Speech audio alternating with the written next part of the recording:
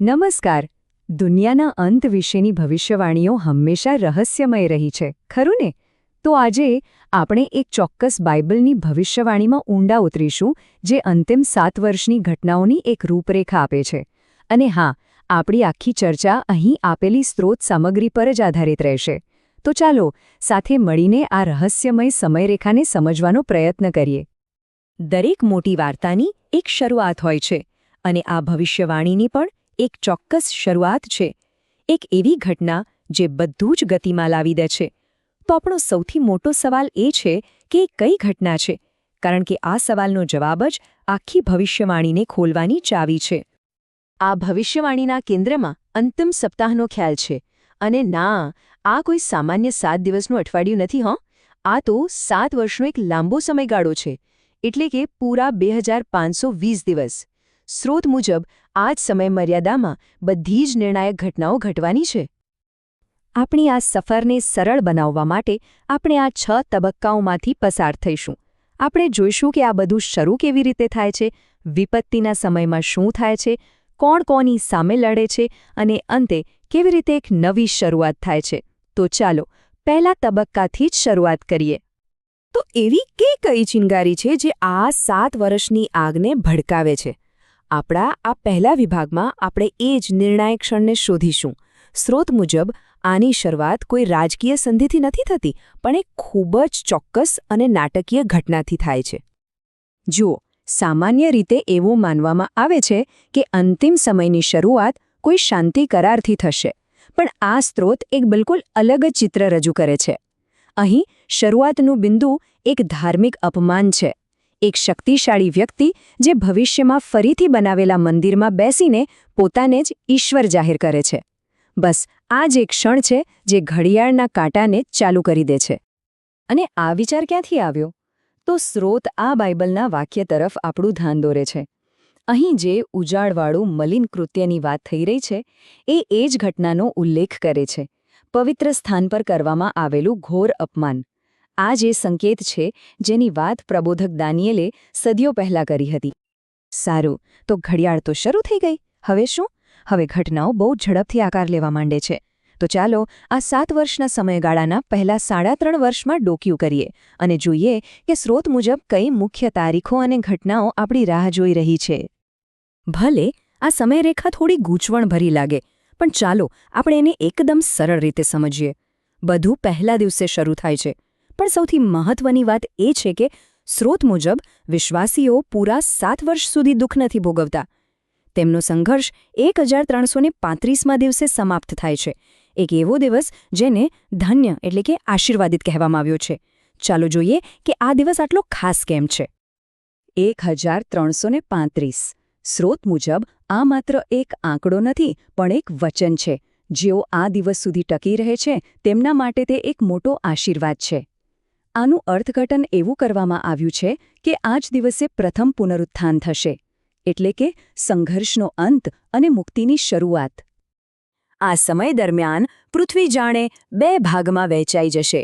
એવું લાગશે કે જાણે 2 અલગ અલગ વાસ્તવિકતાઓ એકસાથે ચાલી રહી હોય. એક તરફ છે વિશ્વાસીઓ અને બીજી તરફ છે પશુના અનુયાયીઓ. ચાલો જોઈએ કે આ 2 જૂથોનો સંઘર્ષ કેવો દેખાય છે. આ સ્લાઇડ એ ઊંડા વિભાજનને બરાબર દર્શાવે છે. જુઓ, ડાબી બાજુ વિશ્વાસીઓ છે, જેઓ ગમે તેટલા દબાણ છતાં પોતાની શ્રદ્ધા પર અડગ રહે છે અને તેમને દૈવી સંરક્ષણ પણ મળે છે. જ્યારે જમણી બાજુ એ લોકો છે જેઓ પશુની સત્તાને સ્વીકારી લે છે. આખી વાત પસંદગી અને તેના પરિણામોની છે. તો સવાલ એ થાય કે આટલા મુશ્કેલ સમયમાં વિશ્વાસીઓનું રક્ષણ કોણ કરશે? સ્ત્રોત મુજબ જવાબ છે 2 સાક્ષીઓ. અને આ કોઈ સામાન્ય લોકો નથી. તેઓ શક્તિશાળી સંરક્ષકો અને ઉપદેશકો છે, જેમને પૃથ્વી પર ન્યાય લાવવાની અદ્ભુત સત્તા આપવામાં આવી છે. હવે આ ભવિષ્યવાણીમાં લાલ પશુ, સમુદ્રી પશુ જેવા ઘણા સાંકેતિક પાત્રો આવે છે, જે થોડું ગૂંચવણભર્યું લાગી શકે છે. પણ આ ટેબલ જો એ બધું જ સ્પષ્ટ કરી દેશે. દાખલા તરીકે, લાલ પશુ એ વૈશ્વિક સરકારનું પ્રતીક છે, જ્યારે સમુદ્રી પશુ એ સરકારને નિયંત્રિત કરનાર વ્યક્તિ છે. આ નાના તફાવતોને સમજવા ખૂબ જ જરૂરી છે. આટલા બધા સંઘર્ષ અને પરીક્ષણો પછી શું કોઈ આશાની કિરણ છે? હા, બિલકુલ છે. હવે આપણે એ મહાન મુક્તિની ક્ષણ પર આવીએ છીએ. આ એ ઘટના છે જે સ્રોત મુજબ વિશ્વાસીઓને સૌથી ખરાબ પરિસ્થિતિમાંથી બચાવી લેશે. તો આ મુક્તિ થાય છે કેવી રીતે? એનો એક ચોક્કસ ક્રમ છે. બધું 1335માં દિવસે શરૂ થાય છે. પ્રથમ પુનરુત્થાન થાય છે, છેલ્લું રણશિંગડું વાગે છે અને પછી વિશ્વાસીઓને હવામાં ઉઠાવી લેવામાં આવે છે. અને સૌથી અગત્યની વાત, સ્રોત મુજબ આ બધું વિપત્તિના સમયગાળા પછી થાય છે, એની પહેલાં નહીં.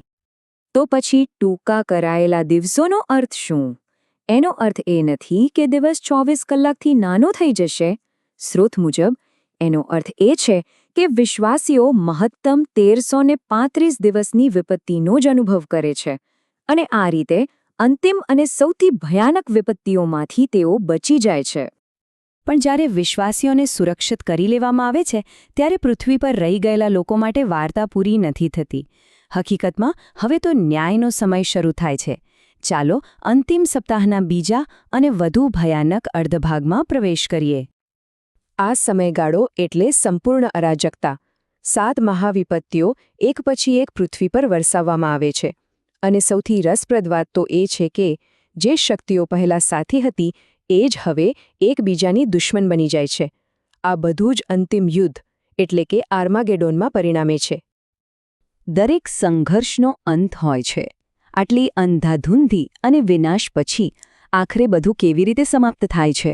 આપણા અંતિમ વિભાગમાં આપણે આ ભવિષ્યવાણીના નિષ્કર્ષ અને એક નવી શરૂઆતની વાર્તા જોઈશું. અને આ રહ્યો અંતિમ ઘટનાક્રમ. ઈસુનું પુનરાગમન થાય છે, દુષ્ટ શક્તિઓનો ન્યાય થાય છે અને શૈતાનને બાંધવામાં આવે છે. પણ અંત માત્ર વિનાશ નથી, અંત તો પુનર્નિર્માણ છે. એક નવું સ્વર્ગ, એક નવી પૃથ્વી અને એક નવું યરૂશલેમ. આ જ આ ભવિષ્યવાણીનો અંતિમ હેતુ છે. તો આપણે આ સ્રોતની જટિલ સમયરેખા અને ભવિષ્યવાણીને સમજ્યા. તે આવનારી ઘટનાઓનો એક બહુ જ વિગતવાર નકશો રજૂ કરે છે. આ બધું જાણ્યા પછી એક સવાલ મનમાં રહી જાય છે: આ લાંબા પ્રવાસ માટે સાચી રીતે તૈયાર રહેવાનો અર્થ શું હોઈ શકે? આ વિચાર સાથે જ આજની આ સમજૂતી અહીં સમાપ્ત થાય છે.